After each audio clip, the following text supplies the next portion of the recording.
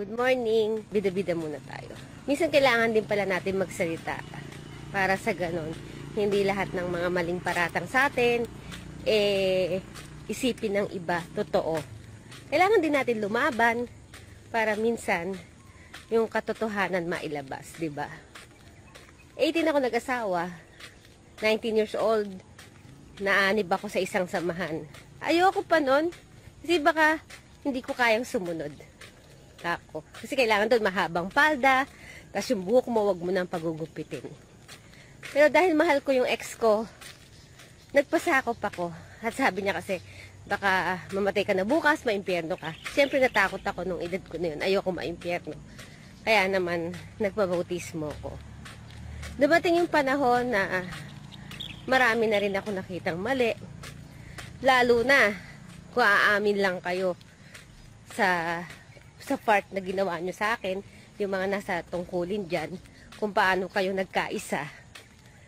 Alam nyo sa sarili nyo na mas mali ang ginagawa nyo. Yun ang naisip ko.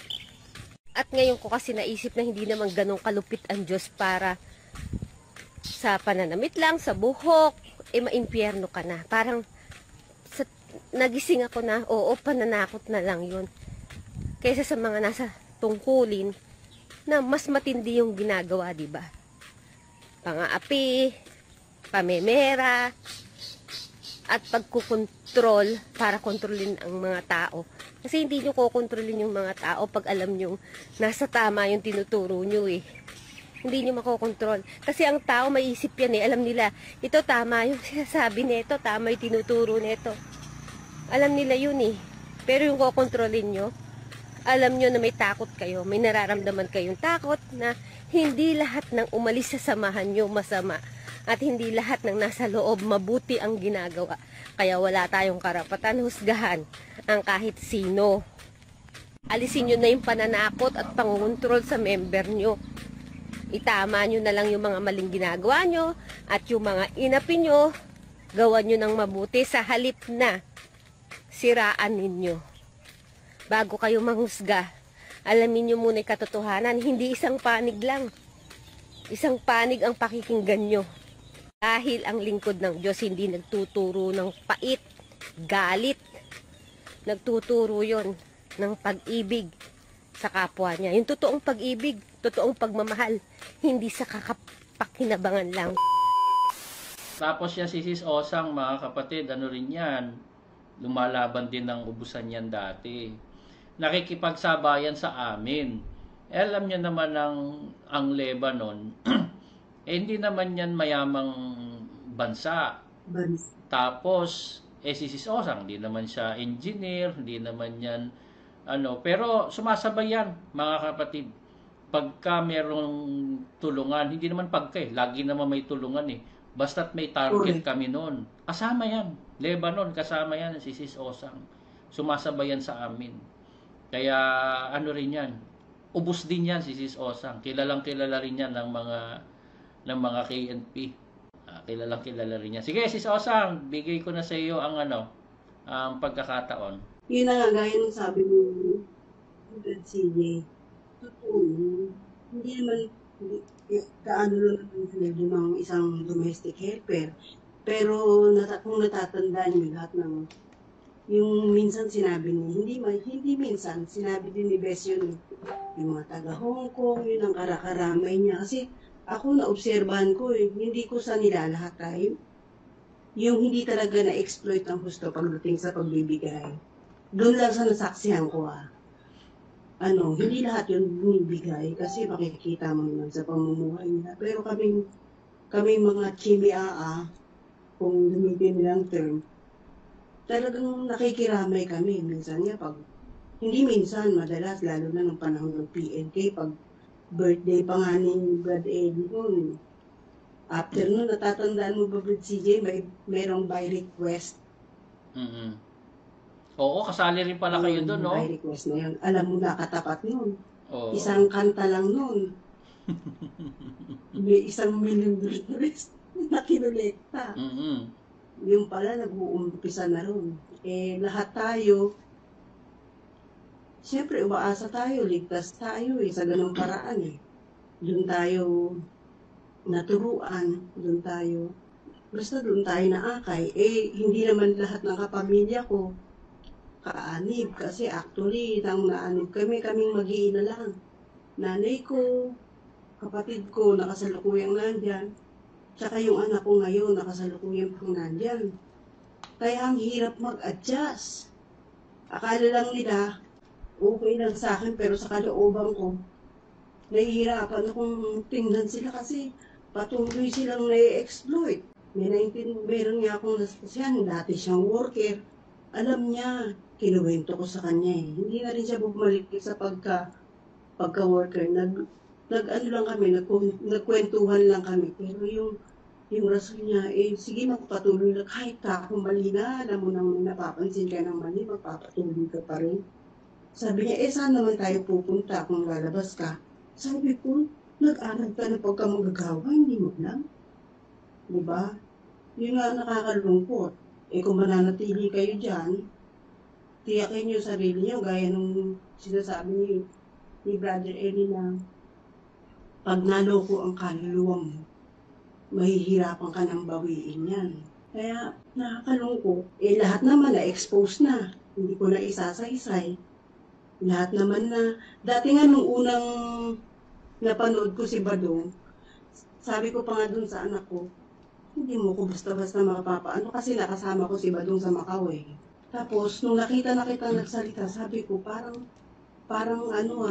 na-validate yung lahat nung naranasan ko, na-obserbahan ko ng ilang taon. Actually, 2017 pa. Nag-observe na ako simula nung nagkasakit ako sa Lebanon. Nandiyan, i-announce ka sa pulpito sa dating convention na, ay mga kapatid, huwag na kayong papasok sa, yung nagpapaalam nga sa PAM. Eh, hindi ako nagpapaalam. Kasi, yung asawa ko, hindi pa naman kapatid nun. Ang alam niya, pag nagtrabaho ka, Tsaka alam mo kasi si Osang na alam mo hindi ka papayagan eh. Kasi para lang alam ng mga kapatid, no? Kasi lalo yung mga hindi nakakaalam. Pagka kasi DH ang trabaho, mahigpit po ang iglesia. Hindi basta-basta pinapayagan. Maliban na ang pupuntahan, halimbawa, Hong Kong, at meron kang nasa contract mo may once a week na day off. Or ang employer mo kapatid. Yung mga ganon. Pero anything else, lalo na pag ang pupuntahan mo Muslim country, talagang zero yan. Zero chance yan na papayagan ka. Tsaka isingit ko na rin si Osang bago kita patuluyin ulit ng ano mo. Kasi nabanggit na ni si Osang eh. Siya po yung kinikwento ko dati na may kausap ako. Tumawag siya sa akin kasi matagal na nga kami magkakilala eh. Tapos nakita ko nung una may miss call siya. Tumatawag. Ako hindi ko masagot. Kasi sabi ko ayoko kasi siyang baka iniisip ko baka magtanong na siya sa akin. Eh ayoko siyang impluwensyahan eh.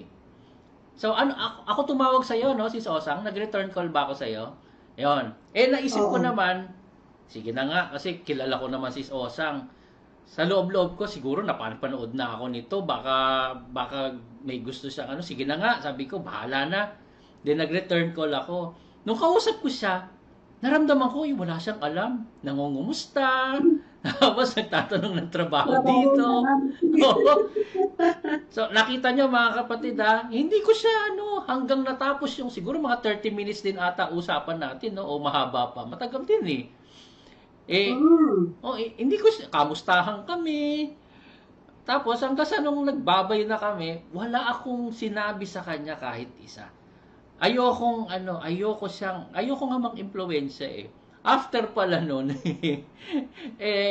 na pala, si Badong, napapanood mo na. Tapos, nung nakita niya ako, nagulat siya ngayon, nagsasalita na rin ako. Kaya tumawag siya uli. Mga after a few days lang ata yun, no? Kaya, nung nakita ko tumatawag ka uli, sabi ko na, alam na nito. Kasi pinanood ko na, sabi ko yung ibang parts. Pinanood ko, tapos nag-uumiyak talaga ako nung sabi ko, kaya pala ganito. Tapos yun, in-analyze ko na lahat yung nangyayari. Tapos yung lunasan ko personal. Sabi ko, totoo nga. Sabi ko, hindi nga yung isip ko. Kasi siyempre naturuan tayo sa buti na bawal mag-isip ng masama. Lalo na pag yung KNP pag-iisipan mo, tapos ko-questionin ka pa na madalas nga nung sa meeting natin sa Middle East, madalas nga akong example kahit minsan hindi na mention yung name. Minsan may isang kapatid nagme-mention, hindi lang minsan. Nung buong time ko sa Middle East, ba't naman ikaw na naman ginawa ditong ano, wala ka namang ano, hindi ka naman pabigat sa lokal. O eto na, nung nasa Macau na, nag-tour ako.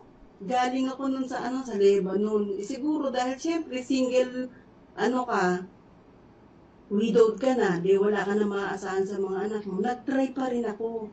Kahit kagagaling ko lang nun sa sakit. Ang totoo, kasi siyempre wala naman akong maaasahan sa mga anak ko pa. Wala pang stable na ano, na sasagot sa'yo. Nag-apply ako sa Macau. Pumasok ako tourist kahit ipangutang ko. Pagdating ko dun sa lokal, pinagbawalan ka pa. Kasi naka-report ka na agad. Alam mo, pero papunta pa lang ako doon. Sabi ko, pwede naman akong tumira sa labas eh. Pero dahil nga dun sa salitang pasako, dahil binansagan ka na matigas ang ulo mo, maano nga eh, brutal pa nga sabihin ni O5 na ano eh. Nagsasariling kalooban daw ako, pangahas. Ganun pa yung term na ginagamit eh. Ganon, tiniis ko yun. Sabi ko, ba't kaya ganon? Kaya alam mo, nung nasa lokal ako ng Macau, madalas twice akong inatake dahil emotionally stress ako. Nilalabanan ko yung sarili kong kalooban na nararamdaman ko. Kasi distress ka sa damdamin mo. Na pero alam mo yung trabaho ko, ang ganda-ganda. Nakatagpo ako, refer din ng isang kapatid yun. Monday to Friday, sometimes Friday, wala ka ng trabaho. Hindi siya conflict sa pagkakatipon. Since sa lokal ka nakatira, dahil siyempre ang priority, instead na umupa ka sa labas, sa loob mo na lang pipiliin mo. Dahil maraming housemates, siguro mga almost 40 kami doon. Unti-unti yung nagkawalaan, yung iba natapos yung iba ganun, natapos yung kontrata, iba-ibang pumapalit, gano'n. Yun. Tapos, yung worker, siya pa yung numero unong sisira nung hindi ka susuportahan morally. Instead na, palakasin ang loob mo, parang tatakutin ka pa kasi daw may namatay daw na kapatid doon na, buti na lang daw maganda ang trabaho. Sabi ko, bro, nagpunta ako dito para maghanap buhay, hindi para magpabigat. Sabi ko, diniretsa ako kasi minsan, may mga time na pinipigil ko. May mga time, tinitiis ko yun, natitrigger yung loob ko. Biro tumataas yung dugo ko ng 220. Doon ako inatake. Sa Lebanon yung kapupuyat na yun. Kasi iba yung oras na pagdalo natin, tapos kinabukasan, trabaho ka maghapon. Although sa labas na ako nakatira nung, siguro 2 years yung kontrata ko, tapos yung the rest na 7 years, sa labas na ako nakatira. Ganun ang nakakadalo na ako ng pagkakatipon. Unlike sa Macau na free ka, kasi lahat ng oras nandun. Tapos ganun pa yung worker itatrato sa'yo, ganun pa. Alam niyo ng mga kapatid na mga kasamahan ko sa Macau, yung iba dito. Lalo na yan si Badong. Doon ka pasisiraan niya ng loob. Nakatagpo ka ng amo ko. Sabi ko nga sa loob ko, bakit kaya yung amo ko, hindi naman yun maka-Diyos? Pero pag sinumpong ako ng, nagbi-bleeding yung ilong ko, dahil sa sobrang tension ko, pagod ka na sa trabaho, pagod pa isipan mo, pagod pa lahat, nag-trigger na lahat yun. Sasabihin pa lang ng amo mo sa'yo, don't worry, you're not gonna die, it's only hypertension, nag-bleeding. Siya nangangatog na, nagsusumbong na kay O5, kasi daw baka daw abutin, gano'n.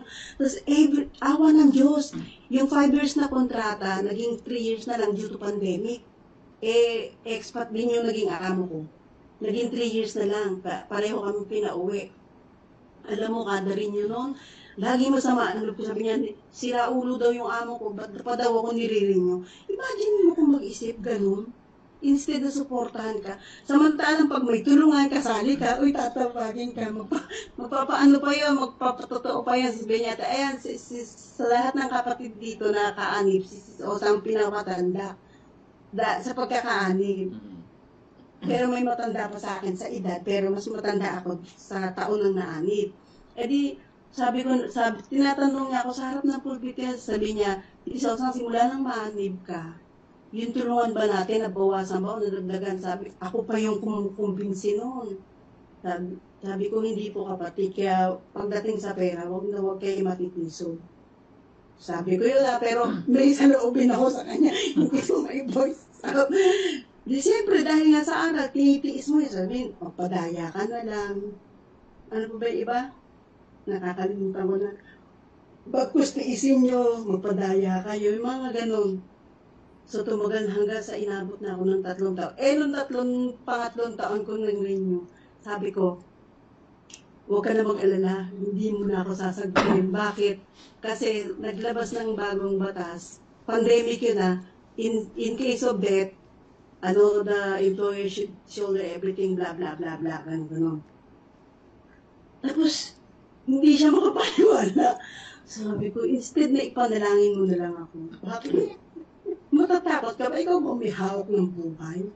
Kaya nung huling punta ko doon, yung nagbabaka sakali uli, takot na takot siya, hindi na ako nagpakita. May kinuha lang ako isang requirements na kakailanganin ko sana sa future ko lakad, kaya lang na-postpone. Yung anak ko, pinaghanap ko ng trabaho, hindi na rin kasi syempre nakikita o doon natitiso, hindi lang kaya ng letra. Yung mga ganong tiisin dahil sa aral yun. Dahil sa aral yun, kaya tiniis ko. Yung mga ganun, kaya yung mga kapatid na iba't iba tayo ng karanasan, kung hindi mo laging nasa puso mo yung aral,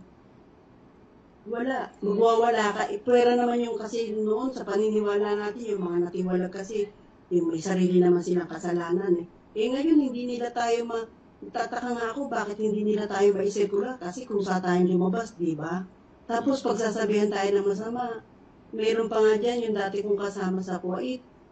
Dati nagpaalam yung kay yung papanood niya to.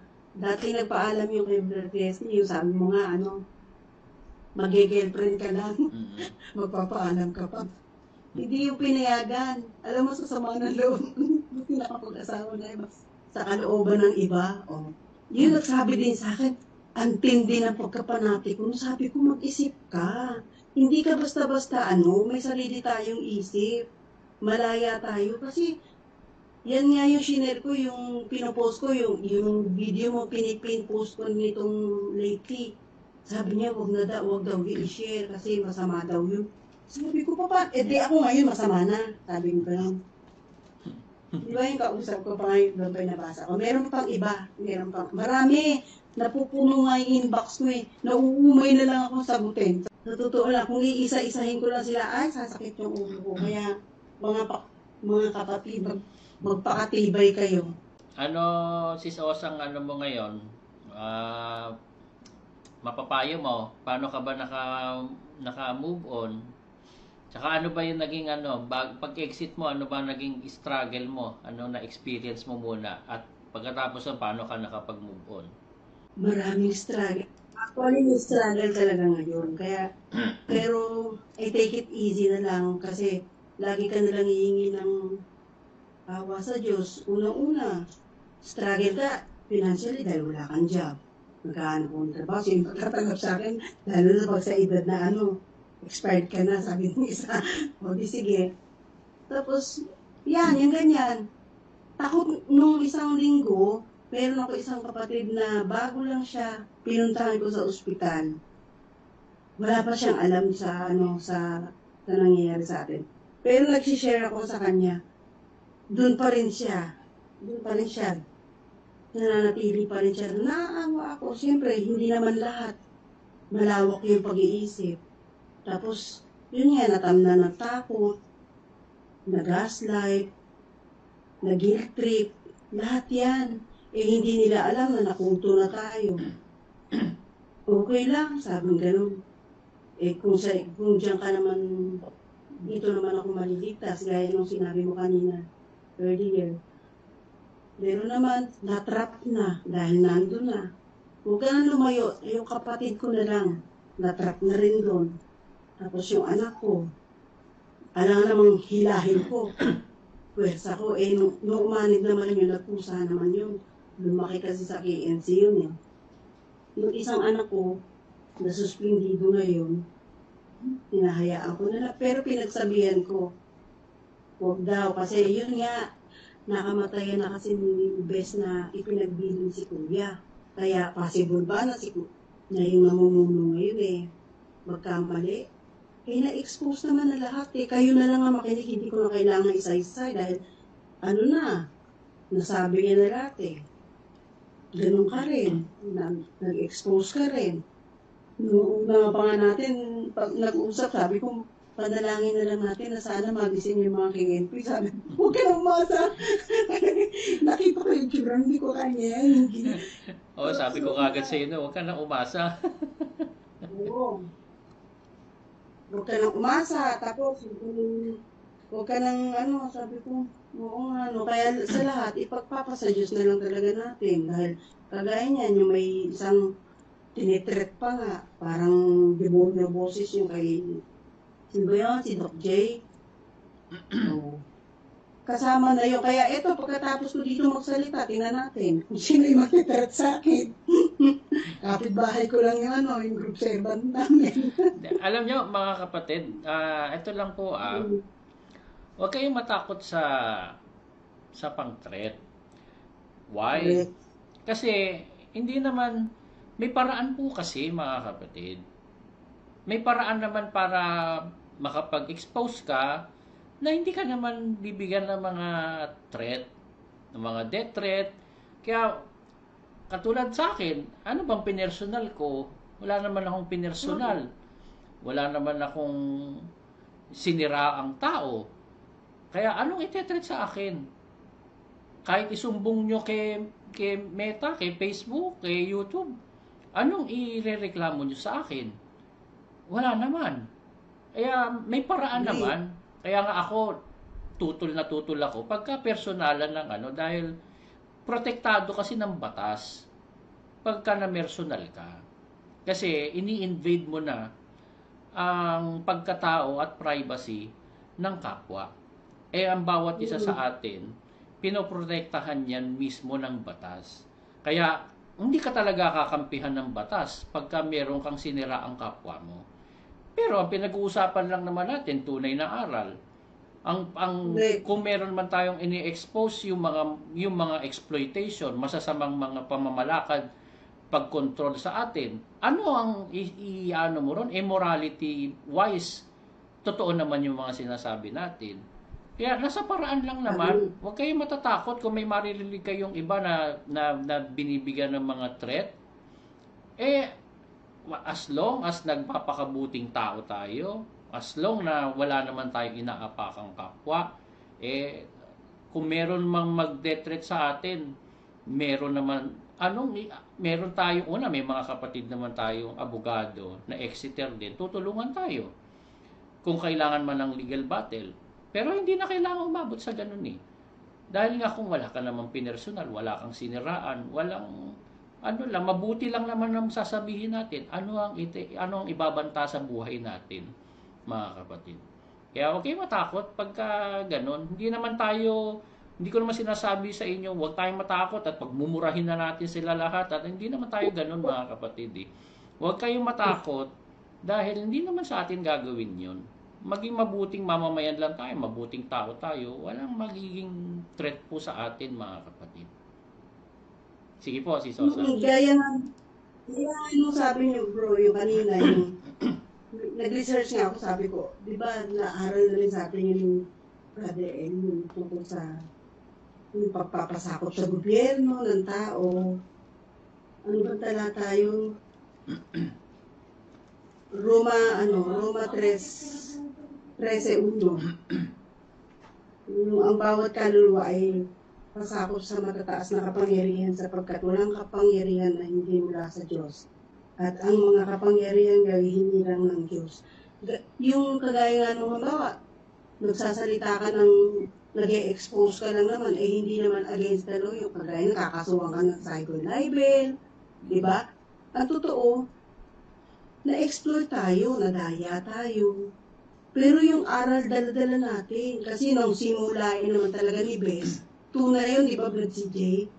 Kasi ako nung binautismo ako, naramdaman ko yung kahit yung nanay ko nga, nung hanggang sa mamatay siya. Sabi niya, totoo yung aral ni Brother Eli. Pero nanay ko pa man noon, kahit hindi familiar, hindi aware yung kapatid ko kahit manggagawa siya. Kasi iba yung usapan namin mag-ina. Nung kasalukuyang nasa convention appellate tayo, nung buhay pa nanay ko, sabi niya, alam mo may diwa si Brad Eli na pag hindi mo siya basta-basta malalapitan. Sabi ko, ganun. Bakit? Kasi tinan mo yung mga lumalapit sa kanya. Tinignan ko, di ba may isang babae pa nga doon sa expo may gusto kay Bes. Tapos medyo may pera yun. Sabi ko, siguro sa pera siya tumitingin. Nanay ko yun hindi pa wala pa sa hinagap natin na magkakaganit tayo. Kaya naalala ko yun, sabi ko, parang nagkatotoo yung sinabi ng nanay ko. Pero, Diyos na rin ang bahala sa kanya bumato, di ba? Both Bes and nanay ko. Nakakalungkot na yung mga nangyayari sa atin. Pero yung tinuho niya, nung sa simulain, dala-dala natin yung kaya nagkakamali yung iba nahahatol sa atin basta-basta na magpapakasama ka, hindi ka na makakagawa ng mabuti. Actually, last time nga, mayroong kapatid doon na kailangan. Napuntahan ko, may pinuntahan ako sa ospital, tapos nasilip ko siya. Isa siya sa mga LKD, hindi siya nagpakita sa akin. Takot magpakita. Pinagmasdan ko lang siya ng malayo, sabi ko, kawawa naman to. O ngayon mo sasabihin na ang Exeters, wala na pagkakataong makagawa ng mabuti. Kasi nasikaso ko yung kapatid Kahit labas ka na o di ba?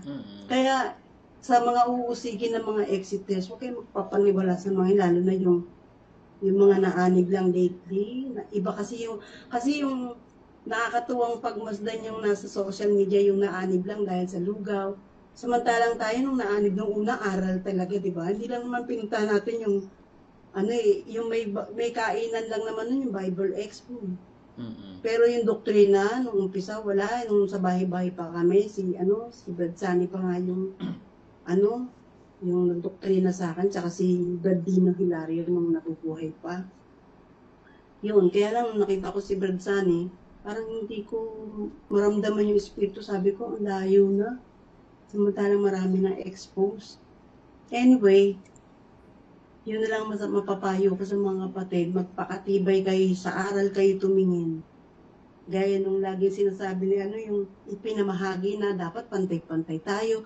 Marami kasing inequality, discrimination. Paano kaya yung kapatid na nandun sa Tarlac? Naalala ko tuloy yung bago pa lang sila inaanib. Pati yun, yung magkakamuti. Paano kaya yung pag nag-abulo, yung iisip ko tuloy yun. Anyway, kasali na yun dun sa mga exposition. Kailan ka nga pala, Sis Osang, nabautismuhan? April 22, 1994. April? April 22. Kami yung Anong last taon? batch sa ilog ng... Anong taon? 1994. 1994. Kita nyo kung gano'ng katagal yan, Sis Osang. Kaya nga ako daw yung pinakamatanda. Isa rin ang mga tao yung tinawag ako. Kami ngayon last batch sa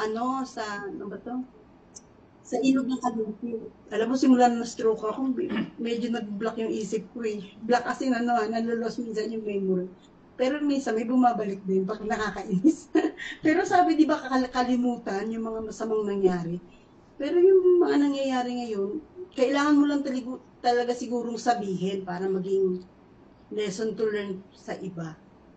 Na hindi naman natin gawa-gawa yung kwento. Saksi ka, saksi ako, lahat tayo saksi. Dahil pa natin yung saksi ni Jehovah. Na dating sinisiraan natin, pero hindi naman natin basta hahatulan. Kasi yung pagtingin natin, akala natin exclusive lang ang kaligtasan para sa atin Kaya siguro awa ng Diyos na hindi sa lahat ng anak ko na amin. Mm. Kaya yung mga nandiyan pa sa loob, mag-isip kayo, hindi yung basta-basta kayo magsasalita na kahit alam nyo na, eh sige lang kayo, binabypass nyo lang, tumitingin ka lang kayo sa tao. Dapat sa aral kayo titingin. O, kami naman na magsasabi, sa aral kayo tumingin. Sa amin yung sinasabi yun ha. Pero kami, dala-dala namin yung aral ng simulain na Yon. nakurap, Yan ang maganda mo na nakurap. yan ang maganda sinabi mo, sis Osang. Tayo ang nagdadala ng aral na totoo eh. Correct. Kasi hindi naman, lalo nga maging aware tayo, lalo tayo sa paligid natin, hindi lang basta ano na, akala mo, pinakyaw mo na yung langit, eh di paano yun? Aalog-alog, dati sinasabi yun sa Bible Expo, kung ipagtaltalan ni Bes yun, talaga naman, tatalon pa ako noon sa upuan. Nakikipagtalo pa ako nun sa asawa ko, nung buhay pa siya. Mm. Eh ngayon, yung mga nasa loob na mga naiwan na panatiko, mag-isip kayo kasi kaya nga tayo binigyan ng ng kalayaan sa pag-iisip. Naaralan tayo sa budhi, huwag niyong lukuhin yung sarili niyo, nakikipaglukuhan na lang kayo eh. Huwag niyong lulukuhin kagaya nung kumausap sa akin. Sabi ko nga, kagaya nung nabanggit mo yung sa WIS, actually nakakapanood din ako ng libre, ngayon ko lang lately ko napakinabangan yung mga inaiambag ko rin dyan sa ticket na yan na backland talaga ng lokal yan. Ako, ang bigat. Kinanonood ko pero at the back of my mind, sabi ko kawawa naman yung mga lokal na sasagot nitong backlog na hindi pa naman talaga bayad. Samantalang yung mga artista na kumakanta doon, ang mahal-mahal ng bayad. Tapos yung mga kapatid na naging usherette, yung mga nag-a-assist doon, talagang alipin. Yung anak ko, isa sa mga alipin din nun. Kahit na sa employer niya ngayon, naturingang kapatid, walang benefits na ilang taon na. Na ganun. Totoo yun. Ay naku, marami pa akong sasabihin. Hindi ko kayang letrahan. Ito lang ang masasabi ko. Diyan na nasa loob na mga naiwan kayo, mag-isip kayo. Hindi nyo naman kami mapipigilan at madidiktahan na dahil lahat tayo may pag-iisip. Binigyan tayo ng Diyos ng pag-iisip. Alamin mo, sabi nga, piliin mo ang buhay. At mabuhay ka. Ganun ba? Nakalimutan ko na yung diwa nun. Amen. Amen. Yung talapin ko na. Pero yung diwa nun, hindi ko nakakalimutan. Dati nga, natatandaan ko yung laging binabasa ni Bes no, sa lumang sentral pa tayo, yung Jeremias 30:19 ba? Kung di ako nagkakamali. Tama ba yung CJ, yung talata? Yung hindi naman talaga sa atin natupad yun. Na kiniklaim lang. Di ba? Paulit-ulit yung binabasa. Sa sa lumang sentral pa yun. Yung may dalawang ganun, yung parang akala mo, dalawang tableta ni Luway, na 10 utos. Pero pinasulat yun na laging binabasa yun ni Bes. Tapos kalaunan, sabi ko, sayang, nakurap lang. Talagang totoo, nakurap tayo. Spiritually, nakurap tayo. Financially, nakurap tayo. Yung buhay natin, nakurap tayo. Pero laban lang. Laban lang tayo. Kasi iniyak ako na kaya ayoko na umiyak, ngingiti lang ako. Ayoko nang umiyak dahil naiyak ako. Meron bang mga nanguusig sa iyo ngayon, Sis Osang? Marami. Hindi sila makapagsalita. Parang looking through the eyes lang. Looking through the eyes. Pero may karugtong yun. Pero wala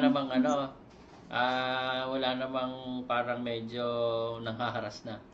Hindi lang siguro nila magawa kasi sa personal medyo maangas talaga ako pag sumagot. Pinipigil ko lang dito kasi high blood din ako eh. Parang ikaw ayaw mo magalit. Pinipigil ko lang. Correct. Pero high Kasi blood ako magsalita. maikli lang ang buhay eh. Matuubusin mo pa sa galit at Correct ka dyan. Agree with you. Maikli lang ang buhay, kaya doon mo na ipadama yung pag-ibig mo sa kanila. Sa pagsasalita mo ng totoo. Yung kaipokuritahan, yung napaksa na kasi dati sa atin yun, di ba yung pinag-uusapan nga na yung pinakamataas na hipokrasiya. na dadating yung sa panahon na ito, dadayain niya yung kapwa mandaraya. Natatandaan mo yung bro? Mm. Nasa isip ko lang, pero hindi ko kayang i-elaborate by lack of words kasi ko sometimes. Ganun. Kaya nga yung nagpayo sa akin na wag daw kitang pakinggan. Sabi ko, naku po. Samantalang nung hindi pa tayo nakukurap, may mga kasalanan ka rin sa laman na nasaksiyan ko. Pero patuloy ka lang. At saka meron pa, doon nga ako nag-isip yung halal. Sa Middle East, ang tagal-tagal natin. Nung sinasabi yun at pinaiimbestigahan yun ni Bes na walang dumating na report, sabi ko, sige, sundin na nga lang. Total, wala naman akong pang-Jollibee palagi. Ganun, pabor na rin ako doon.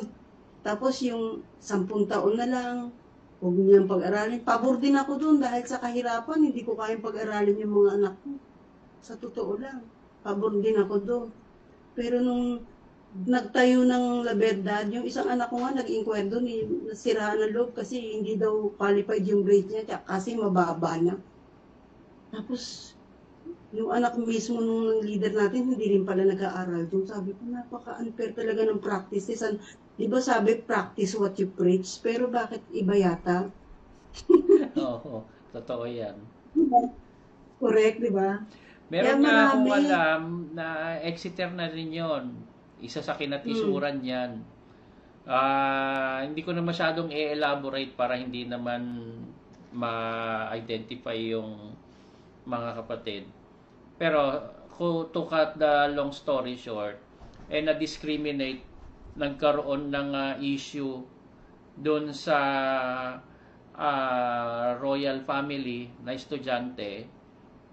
Kaya diniscriminate yung KNC. Kaya ayun, nakita nilang hypocrisy rin. Exit na rin silang buong pamilya. Kaya ganyan yan. Ganyan sa La Verdad na yan. Meron pa marami. Yung isa naman, kinaliwa ng asawa. Ang dahilan lang, isa sa mga dahilan, hindi lang daw nabigyan ng bulaklak. Sabi ko, justifiable ba yun? Pwede na siya mangaliwa dahil nakalimutan na bigyan ng bulaklak. Ang sumagot nun kay NP, sarap batukan. Kung tao lang yun na, kung ano lang yun, kung katropa ko lang yun, binatukan ko na yun. Kaya nga nababadsagan akong masyado ka maangas. Kasi paminsan, brutal ako magsalita. May kapatid niya minsan natisod sa pag-uusap namin ni O5. Kasi brutal magsalita. Di kami dalaw sabi ko, huwag niyo maintindihin yun na kami lang yun. Kami, lalo na ng buhay po si Badjan Magaway. Natatandaan mo yun? Nalungkot nga ako wala yun. Kasi kaututan dila ko din yun Marami yung kinukwento kaya na-expose na Yang si Sis Osang, mga kapatid, kahit kay NP, dinediretso yan. Straight talk yan kahit kay NP. Totoo yun kasi kilala ako ni O5 personally. Pero nung nagkasakit ako, hindi man lang ako bakit ka ba nagpipilit na magtrabaho? Instead na kung talagang lilingapin ka nila, pero hindi naman yun ang hinahanap ko dahil gusto ko talaga magtrabaho. Hindi ako naghahabol sa, mayroon talaga ibang kapatid. May ganun talaga pangyayari. Ang ipinasok lang sa loob, pakinabang. Totoo yun. Pero karamihan sa atin, napakinabangan. Actually, naging bilyonaryo nga sila na kinalulungkot natin anong araw pag iniyakan tayo. Pati ko, nakikiyak, nag-iisip ako kahit sabihin na, kaya totoo yung sinabi ni Sis Luz na, sukat ipangutang mo yan, pag nilapitan ka ng nangangaral mo, hindi mo pwedeng hindi tanggihan, walang yaka. Totoo yun, mangungutang ka. Kahit hindi ka kayang pautangin. Kung may credit card lang na available ako noon, iuutang ko, pero hindi ako dumating sa nangutang ng credit card. Talagang literal na financial, hindi credit card. Di ba? Yung nasa yun na, isasaing mo na lang, ibibigay mo pa, ganun katindi. Kaya pag kinwestiyon ako ng asawa ko noon, sabi ko, mo pakilaman. Doon ko naman pinapairal yung pananampalataya na magpakalalaki kahit doon kundi kinagamit sa asawa ko, yung walang katwiran, walang alam. Biro mo, nagamit ko yun. Yung anak ko nakikinig ngayon, hindi yung kapatid. sinabi niya nga noon, nung ginagaya tayo sa bubblegum, sabi niya, alien ka na naman, ganyan, ganyan. Marami na siya napapansin, pero pinaglalaban ko yun. Dahil hindi siya makasagot sa akin, nanay ako, alam ko yung ginagawa ko, bla bla bla. Pero eto ngayon, nung malaman ko, sabi ko, paano kaya, ipapaliwanag ko sa mga anak kong hindi pa kapatid, paano yun? Alam ba nila yung struggle na yun? Yung nandyan sa taas ngayon, tsaka yung mga opisyalis, yung mga worker, alam ba yun? Yung mga nararanasan mong struggle sa mga anak mong hindi kapatid, paano mo ipapaliwanag samantalang nung kapatid ka, ikaw ang nanay, dahil ikaw ang pinaniniwalaan, pag hindi kayo nakinig sa akin, mapapahama kayo, ako pala ngayon na nakulto. Hindi paano yun ngayon. Pero pasalamat ako sa Diyos, nanay pa rin nila ako. Pinaliwanag ko sa kanila, ayun, may struggle talaga na pinagdadaanan ng bawat isa, iba't ibang kalagayan nga lang. Tayo nagsisikap na maligtas, kaya nga tayo lumabas eh. Pero hindi para siraan sila o pasamain sila. Kung sinisiraan nila tayo ng loob, meron namang ibang paglaban ng katwiran eh, tao sa tao. Pwede mo ipaglaban yung katwiran mo. Pero hindi na tayo dadating dun sa physical na sakitan o kailangan mo pa magbitaw ng masakit na salita. Pero kung depende kung paano mo siya kausap, pwede mo rin pagsalitaan na mabigat, di ba? No? Yun lang. Lagi tayong maglaan ng awa para sa kanila kasi nakakaawa talaga sila. Salamat po, Sis Osang ha, sa oras mo ha. Salamat sa Diyos. At sana ay patuloy po kayo na magsilbing halimbawa rin sa mga kapatid, sa ating lahat, na actually marami tayong mga kapatid matututunan po sa lahat po sa atin. Kaya tingnan nyo, noong mga nakaraan, meron tayong guest, yung si Brad Jimmy, isang taon pa lang naman siya sa iglesia. Sabi nga niya, Brad, parang nahihiya siya eh. Sabi niya, wala naman akong mai-share ng gaano kasi isang taon lang naman ako. Hindi po yun doon nasusukat sa taon yun eh. Meron siyang experiences din na mai-share. Katulad naman ni Sis Osang. Si Sis Osang naman, iyan ba ang tik-tik? 1994. Ilang years na 31 years na nagtik-tik. Wala rin maipupuntos dyan kay Sis Osang. Kung meron mga kasiraan, lahat naman tayo tao eh. Wala namang perfecto. Lahat tayo may kasiraan. Pero lahat ng mga umexit, patunayan nyo na meron kaming nagpakasama kami, kaya kami lumabas, meron kaming kaso, meron kaming ginawang kabulastugan, kaya kami lumabas. Yun nga sabi ni Sis Osang hinihintay niya magtiwalag mag-circular ba't di tayo sinisirkular lahat para ipakita yung pangil ng di ba? Para ipakita yung pangil ng pangasiwaan. Noon kasi yan ang pangil ng pangasiwaan para magsilbing halimbawa sa lahat. Kaso nga naman, paano mo nga naman paano po titiwalag si Sis Osang? Ano ang kasalanan niya? Paano mo ititiwalag si Brad Wally? Ano kasalanan niya? Paano mo ititiwalag si Brad Jimmy? Ano kasalanan niya? Paano mo ititiwalag si Scott? Ano kasalanan niya? May exit siya. Wala Anong si-circular niyo sa amin? Yan ang makikita nyo mga kapatid, na kaming mga lumabas. Hindi kami lumabas dahil nagpakasama kami o ayaw na namin gumawa ng mabuti. Lumabas kami dahil may nakita na kaming mga pagkakamali dyan sa loob. Na number 1 na ay yung hypocrisy na nangyayari po sa loob ng iglesia.